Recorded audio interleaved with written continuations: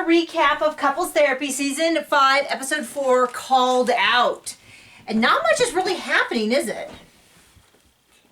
Too much, if you ask me. Okay, well, I don't think much is happening. We see the same group session that we saw last week, which is, you know what? I really kind of disliked Jenna.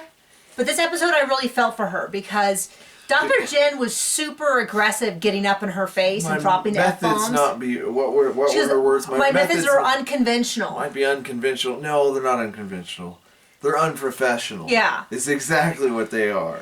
Yeah, so like her getting all up in Jenna's face. Well, Jenna might have been wrong to encourage Nikki with what she said. Right.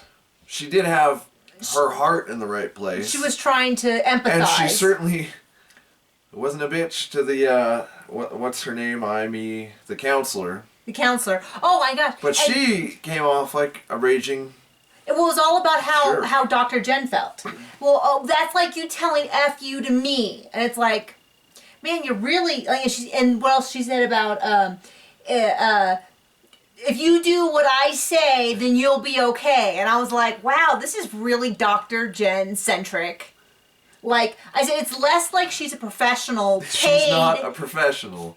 More Clearly. So, it's like she thinks that she's everyone's buddy. She's giving everyone hugs afterwards. She's dropping the F-bomb all the time. She's getting really aggressive about how that's rude to me. Don't talk to me that way. And I just kind of feel like she's just kind of simmered down a little bit. So I really felt for Jenna because clearly it affected her. And you hear, and I think, well, it's an assumption, but it's probably true that she has a pretty hard background. We just know it. Like, we don't need her to tell us that something tragic happened in her past. That she's, you know what I mean? So, but I would tell her this. When she turns to her significant other, I can't remember his name offhand, and is like, you should have known that I was still hurting. I'm just going to... I know it's super awesome when your partner reads your mind and does exactly what you need in that moment, but it's totally unrealistic. If she just turned to him and said, I really need your support right now, I think he would have. I mean, he seems like he seems genuinely like her. Instead, it was like, instead of just asking for what she wanted, she first guilted him, and then he did give her what she wanted, but then he was kind of resentful about like, well, why did you do it that way? Mm-hmm. But I feel, I really didn't like her when she first showed up, and after this episode, I'm like, I think I might like her. I'll see her. Who I do not like, though... Still, Nikki. Mm.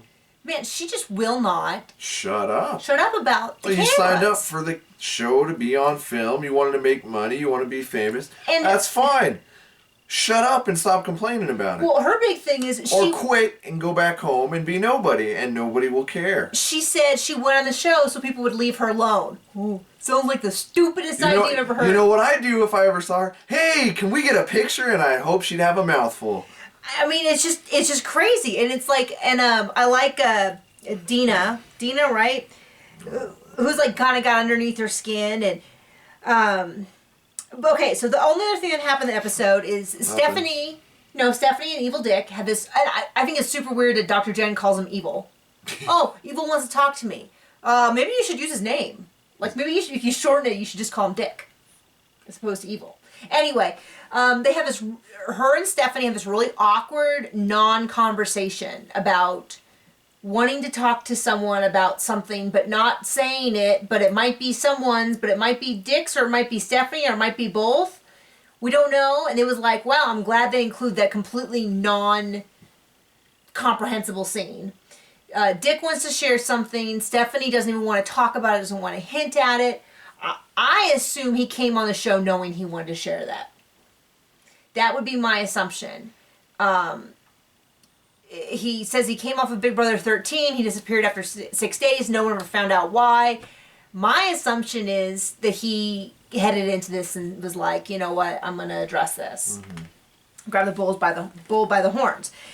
Anyway, he tells Dr. Jenn, and then she's like, I'm in a conundrum because I don't keep things secret in couples therapy, but he should have the chance to tell Stephanie that he said something. And I'm thinking, yeah. And secondly, it's all filmed. So it's not like there's any real secret. So I don't get why he didn't just tell her before he went and talked to Dr. Jenn. That might have been some production, huh, baby? Production manipulation. Anyway, but Stephanie's really worried about how it reflects on her. I don't get that at all. I don't get how that would reflect on her at all. Do you? Well, yeah, I do. You do? Do you want to share with words? Yeah. I use them sparingly occasionally. Well, you know, she's with a guy who's got AIDS. Okay. You don't see anything about Okay. Well, anyway, that's the whole episode. So there you go. I feel like there's... Use your words. These episodes are really bizarrely digested. Like, you don't see all the couples every episode, and I don't know, it's kind of a weird setup. Pocket.